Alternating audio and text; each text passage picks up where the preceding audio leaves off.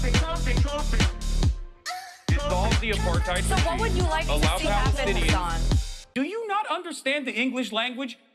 What's going on, everybody? I hope everyone's having a fantastic evening, afternoon, pre-noon, no matter where you are in the world. I'm Hassan Piker, and this is the HASAN. Our broadcast coming to you live from sunny California, Los Angeles, folks. It's 70 degrees and sunny here in Los Angeles, California. And I hope all the boys, girls, and MBs are having a fantastic one because today's a beautiful day. Today is a wonderful day. Today is Thursday, May 15th, 2025. What do you think about that? Everyone calls you a liar now after your airport story. I gotta stop reading this shit, dude. Brother, the Department of Homeland Security admitted it. I don't understand. Like, people just genuinely don't give a fuck, you know? It's so strange. It's like no one is disputing this except for schizos online. And then people that go to these like schizo forums online go, dude, everyone feels this way. Yeah, you're right.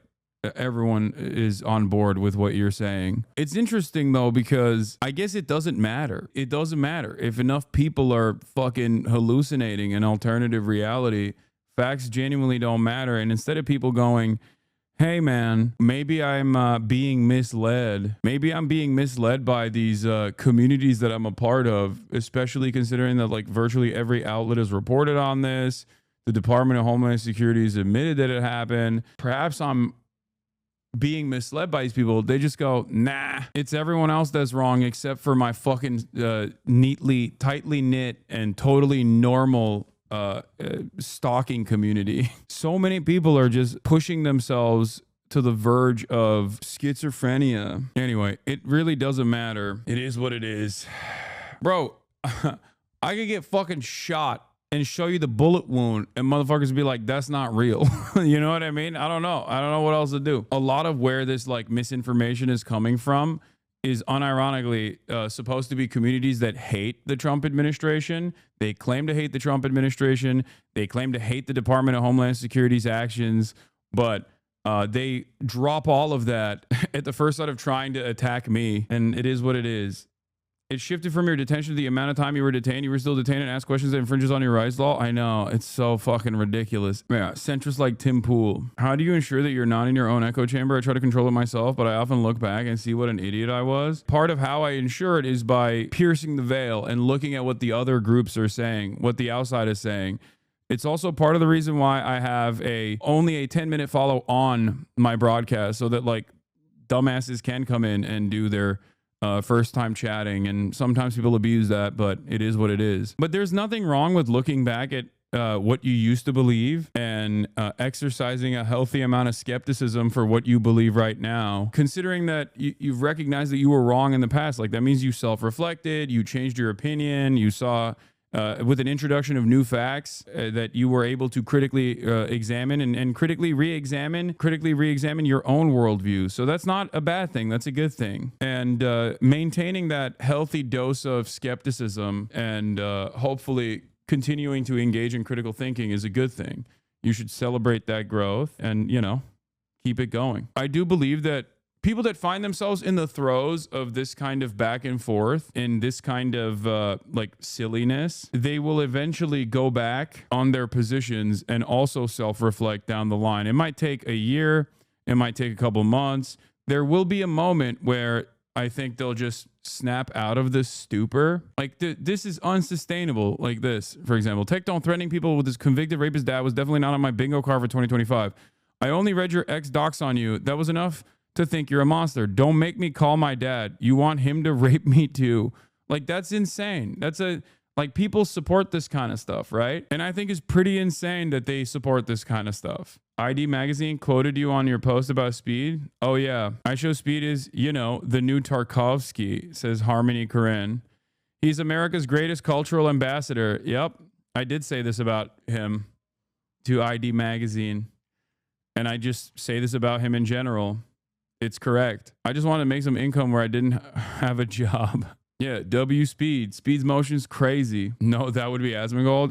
I think it's exact opposite reality. One is touching grass all the time. The other one never does. Piers Morgan says this, but is still pro-Israel. Make it make sense. Israel's long since crossed the line of proportionate response to October 7 and is now engaged in deliberately starving Gazan civilians, relentlessly attacking civilian areas, including hospitals, and then lying about it. It's shameful and it has to stop. Remember when everyone was like, Israel gave details as to why they were attacking the hospital that they were attacking, and to a surprise to absolutely fucking no one that is aware of what Israel does with regular fucking frequency, the Gaza hospital attack analysis contradicts Israel's evidence justifying the fucking airstrike. In terms of yesterday's attack, I just want to show you some footage that was released by the IDF.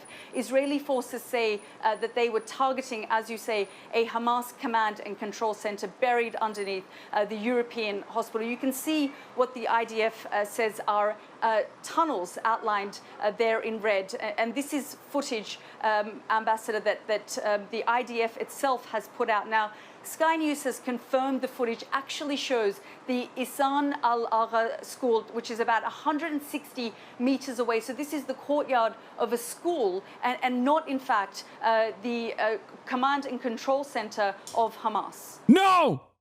Don't tell them it's the courtyard of a school. They're going to strike another school. No! She's inviting additional bombings. Maybe it's because of the dynamic of this version of the Holocaust happening in real time and live streamed in front of our eyes. But I've actually never experienced a situation where a country is so consistently so wrong deliberately, like so consistently lying. Like, countries lie. Every country lies. We know this. Every state lies, even ones that we like the Democratic People's Republic of Korea. Okay, look, I'm fair and balanced. Okay, I call balls and strikes. China lies too, and so does the DPRK. But I've never fucking seen a country like Israel, man. I've never seen a nation, a state that so deliberately and so frequently lies in the most childlike ways possible.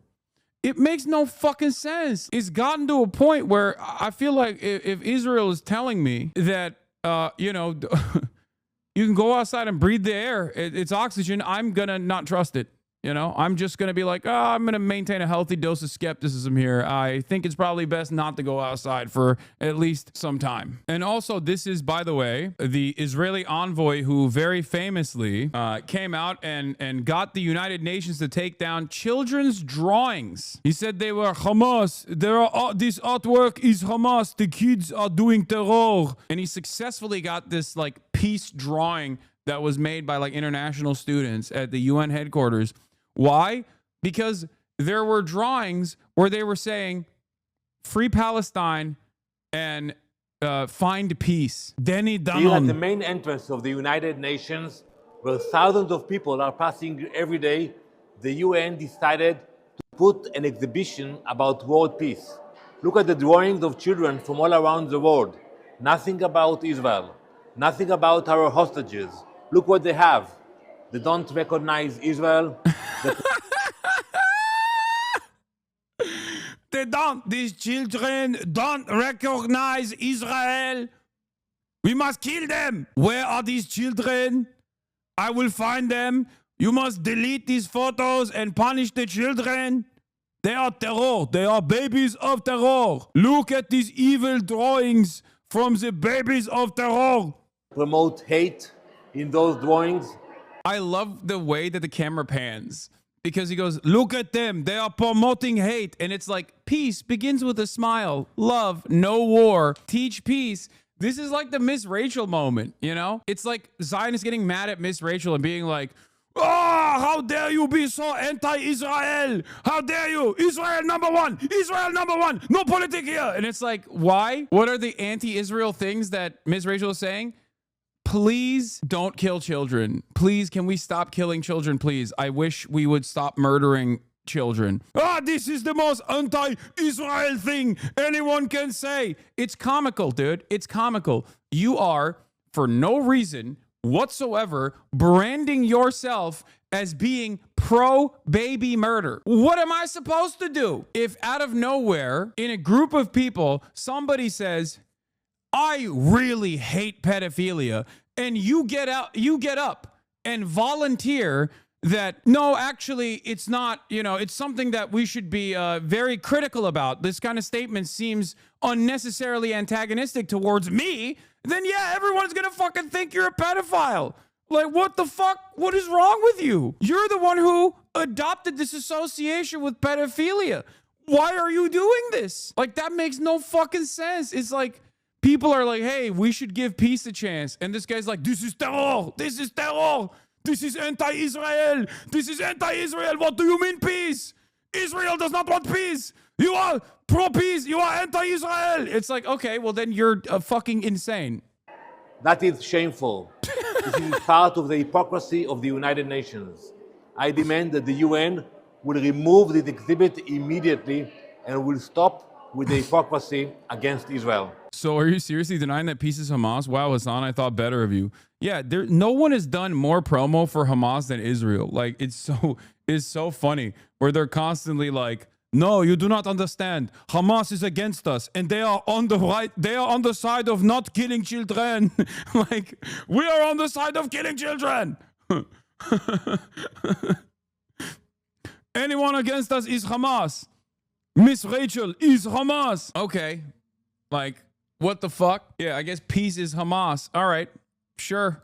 You said it. Unironically, have more respect for Hamas and Israel. I mean, yeah, me too. I mean, I've said this already. There is no comparison. Even if you were to neutralize the moral playing field between Hamas and Israel, which is ridiculous in and of itself, but even if you were to do that, yes, pound for pound, Hamas is targeting.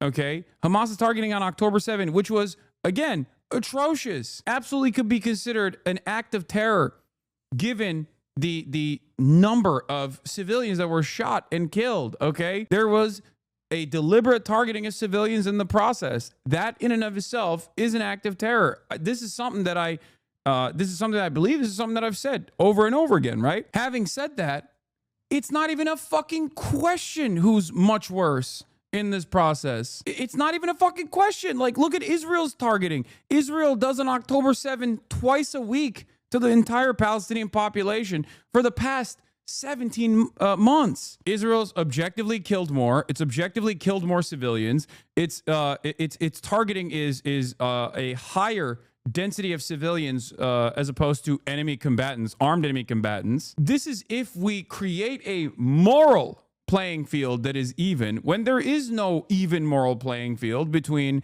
a violent settler colonial occupation that is conducting an exterminationist policy built around ethno-religious supremacy. Israel is the Nazi in this equation. They are closer to ISIS in this equation than Hamas ever could be. They're closer to the Nazis in this equation than Hamas is. And on the other side, you have an emancipatory militant movement that was born out of this captive population filled to the brim with orphan soldiers. Like, what the fuck? There is no moral equivalence. Israel has the population registry of every single person that lives in Gaza. They know where everyone is. There's 24/7 round-the-clock surveillance with drones. Israel has an infinitely more superior military power. You're talking about a group, a band of national emancipatory movement aligned groups that got together after all of this death and destruction and chose to fight back against the apartheid state in a fucking open air prison that is now turned into an open air death camp. And you're trying to compare that to fucking what Israel's been doing for 76 years. It's ridiculous. It's not a fucking, there is no moral equivalence on this. This is why I get very frustrated when people try to make this idiotic false equivalence or say everyone is bad. It's like, yeah, okay, dude. The Nat Turner Rebellion was incredibly gruesome. Are you going to turn around and defend chattel slavery now? Like, what are we doing? Eyes on the prize. Why is HASAN not banned yet? Free speech defenders when you don't say a slur and instead talk about American foreign policy as it pertains to a foreign ally doing a fucking genocide. They're like, please ban this person, please. Please don't ban me, but Hamas is a terrorist group, right? Yes, Hamas is designated as a terrorist group. Remember yesterday when I was talking to Jeremy Scahill about the first application of the vague definition of terrorism? As I told you, the first ever group that was branded a terrorism group was literally the Palestinian Liberation Front, the Palestinian Liberation Groups. That was the first ever application in a legal document in Congress that utilized the term terrorism. Isn't that crazy? Do you think if the founding fathers had pipe bombs and rockets, they wouldn't use them? Kind of weird. No one calls them terrorists. I mean, they were terrorists. The founding fathers were terrorists against the British monarchy. The great Reverend John Brown was a terrorist against slavers, an incredibly important person in the abolitionist movement. He was a fucking terrorist. It does not matter. Terrorism is a designation used by state actors against non-state actors, oftentimes that are engaging in emancipatory movements. There are appropriate applications of said term, but it's a political one. It's not one that is noteworthy. And the entire reason for this application is so that you can't even have a fucking discussion about why people are doing the things that they're doing. That's it. It's a thought termination cycle. That's all this is. It's so that, you know, any sort of discussion that tries to offer nuance to why certain militancies are formed and the ways that they operate, even if you don't agree with their fucking methods, you can't have this conversation at all. It's impossible to have this conversation. People will fucking lose their minds over it. They're like, no, we need to punish you immediately. It is in many ways no different than the appetite that this administration has in terms of punishing any kind of dissent against Israel at the point of immigration enforcement, saying like student activists are fucking attacking America's interests in the region. Like, we have to deport them. It's the same shit. It's just a different version of that same exact ridiculous demand for enforcement over speech.